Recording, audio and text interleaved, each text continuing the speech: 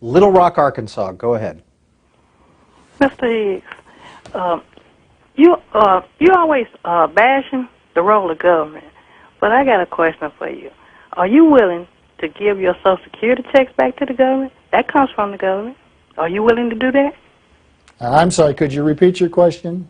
Are you willing to give your Social Security check back to the government? That comes from the government, and you always bashing the government role. Are you willing to give your Social Security check back? Do you receive Social Security, and would you be willing to give that check back to the government since that comes from the government, is what that caller is asking you. Mm-hmm. Oh, I would be, I'm not on Social Security, but I would devoutly wish I'd never been made eligible for it, for that matter, because if I had instead been able to keep the money that was taxed away from me for Social Security taxes, I would have been able to invest it in a way that left me much better off than I will ever be if I take the Social Security pension. So, of course, I'd be willing to go back and start when I entered the labor market in 1958 and say, I want to opt out of Social Security from here on out. I would have been delighted to do that. Now, as I said before, if you put people in a position, one, where they cannot opt out, and two, where they're made reliant on government payments, then you've tilted the game. You've put them in a position where now they would be in real difficulty if they were simply to give up what they've relied on receiving for an entire lifetime. But that's a very different matter from saying, would the world have been better off if we'd never had Social Security? It would have been vastly better off. I edited a journal, and I had an article a few issues back by Professor Browning at Texas A&M.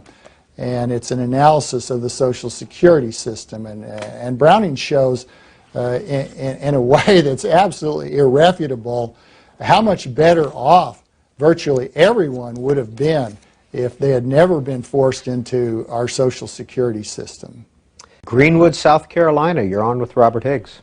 Good morning. Thank you for C-SPAN. Mr. Higgs, I'm confused. You seem to enjoy the benefits of the government and the country, but at the same time you want to bite that hand that feeds you. You didn't answer the woman's question earlier when she asked you, would you give back your Social Security if you were taking it? Well, since you're not on it, when you become eligible, will you take it? Would you go so far as to not drive on public roads that were built by the government? And would you go so far as to give back your land that you own back to the Native Americans who were here before the government seized their property? Where does this thing end? It seems a very reptilian type of mentality. Thank you. Well, as I said before, once you live in a world that is pervaded by government influences, where the government has built almost all the roads, where the government has taken money from people, including from me, since 1958 for Social Security taxes. To ask people at that point to forswear the use or the benefit that was promised them in exchange for their having paid taxes and obeyed rules for an entire lifetime is not exactly a good test of anyone's sincerity, and certainly not a good test of his reptilianism. If we had a starting point again, and we could say, let's start here and allow people to manage their own affairs voluntarily, peacefully, and cooperatively, and work on that basis, yes, certainly, I would want to start there. It's not an option for us at this point to start there. We can't efface a world that has been shaped and damaged and directed for centuries by government intrusion that ought never to have occurred. So here's where we find ourselves. We find ourselves in a cesspool. And we can swim in the contents of that cesspool, or we can sink. If someone wants to ask me to sink because I find myself in a cesspool, I can only say I think that's an unreasonable request. I'm going to try to stay afloat in this world. I don't like the shape it's been put in, but I didn't put it in this shape. I didn't take anything from Native Americans. So I don't know that there's a particular Native American person to whom I've committed an injustice. This is a tricky issue. If you go back in history, you find that everybody's ancestors were abused and subjected to robbery and violence at some point. Does that mean that we're all in the debt of everybody, everywhere? This is a very easy and cheap way of thinking about the course of history. And it doesn't really work.